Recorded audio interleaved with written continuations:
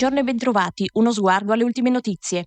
Tragedia sul lavoro nel pomeriggio di ieri, lungo la linea ferroviaria Udine-Trieste. Un operaio di nazionalità tunisina è stato travolto e ucciso da un treno in corsa mentre effettuava dei pesanti interventi di manutenzione sui binari. Il drammatico impatto è avvenuto nei pressi della stazione di San Giorgio di Nogaro. Immediato ma purtroppo inutile l'intervento dei sanitari del 118, giunti sul posto insieme ai vigili del fuoco. Sulla dinamica del gravissimo incidente sta ora indagando la polizia ferroviaria. Rivoluzione in arrivo per la viabilità al polo intermodale del Trieste Airport. Dal prossimo 22 luglio scatta il nuovo piano di accessi automatizzati per treni, bus e parcheggi, progettato per fluidificare il traffico e innalzare i livelli di sicurezza dello scalo. Le novità principali riguarderanno l'introduzione di barriere elettroniche e sistemi di lettura ottica delle targhe. Nuova segnaletica e dettagli operativi saranno completati nei prossimi giorni.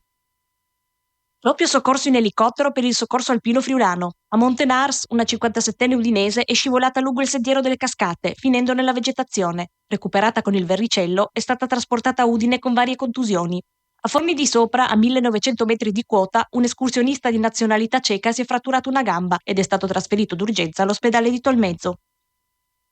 L'intelligenza artificiale deve valorizzare il lavoro umano, non rimpiazzarlo. Questo il monito lanciato dall'assessore regionale al lavoro, Alessia Rosolen, durante il convegno della FIM-CISL a Fiume Veneto, focalizzato su sfide e opportunità della transizione tecnologica.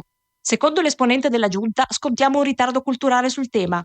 La priorità assoluta adesso è governare l'impatto dei nuovi algoritmi per tutelare l'occupazione, con un occhio di riguardo per i giovani che rischiano di vedere cancellati mestieri tradizionali e opportunità di inserimento.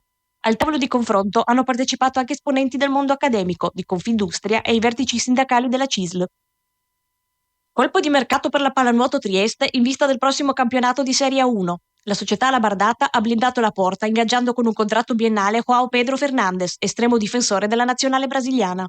Classe 2000, dotato di passaporto portoghese, Fernandes vanta già una solida esperienza internazionale nei top club europei e ben 2 finali di Champions League nel suo palmares.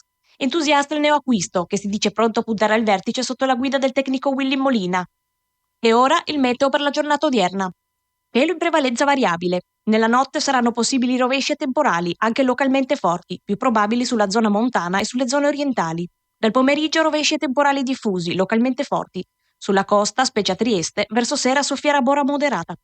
In pianura le temperature minime varieranno tra i 20 e i 23 gradi, le massime fra i 32 e i 34 gradi.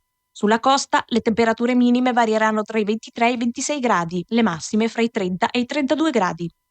Dalla redazione per ora è tutto, più tardi per le prossime notizie.